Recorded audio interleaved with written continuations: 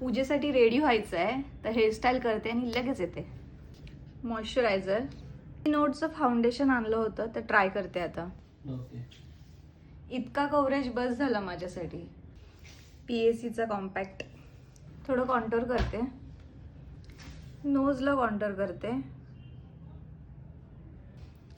थोडं पावडरनेच हायलाइट करते डोळ्यांच्या इकडे.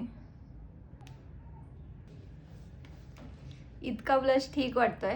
आता आयब्रोज आणि आईज करून येते.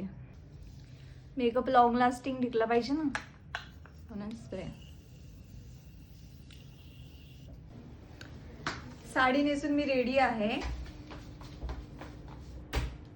तर ज्वेलरी आणि पूर्ण रेडी होऊन मी तुम्हाला माझा फायनल लुक दाखवते.